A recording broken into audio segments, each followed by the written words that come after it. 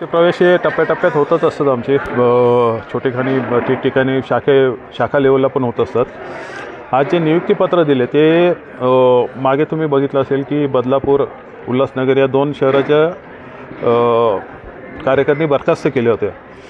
त्यानंतर त्यांच्या वरचे पदाधिकारी नेमले होते, खाली विभाग अध्यक्ष वगैरे दिले नव्हते। तर आज उल्हासनगर शहराच्या नियुक्तीपत्रांचं वाटप केलं। मान्य राजसाहेबांनी ते सही करून दिलेले आहेत। खरं तर मान्य राजसाहेबांची इच्छा होती की तिकडे शिवतीर्थावर द्यायचं, परंतु गडबडीत आम्ही त्यांना विनंती केली, त्यामुळे इथे सर्व नियुक्तीपत्र देण्यात आली। खास करून कल्याण ग्रामीण विधानसभेत गटाध्यक्ष लेवलपर्यंत आम्ही नियुक्ती आमच्या झालेले आहेत। जवळजवळ 600च्या वर आमची इथे पदाधिकारी नियुक्त आहेत। त्याची काही लोकांची पदं द्यायची होती, ती पण आज दिली। मिनटाईम आम्ही एक परवाच्या सभेसाठी मेळाव्यासाठी एक रॅली काढली होती। कल्याण पूर्वेला काढलेली, डोंबिवली शहरातनं काढलेली, इथे कल्याण ग्रामीण मतदारसंघात एक माहोल बनवण्यासाठी काढलेली, तिची सांगता इथे आज झाली। आणि एकंदरीतच सर्वांचा उत्साह तर मी पाहिला असेल की आमचे कार्यकर्ते कसे जोमात आहेत।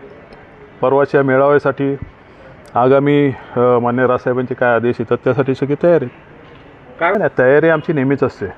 2019चा तुम्ही आमचा कल्याण ग्रामीणचा अनुभव बघाल तर मान्य राजसाहेबांनी एक जेमतेम 30 दिवस आधी आम्हाला सांगितलं की लढायची।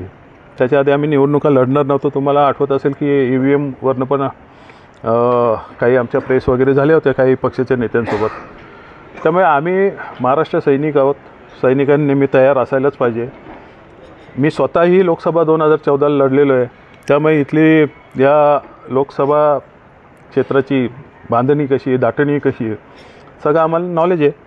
त्यामुळे असं नको व्हायला की मान्य राजसाहेबांनी परवा आदेश दिला आणि आम्ही तयार नाही, तर असं कधी होणार नाही।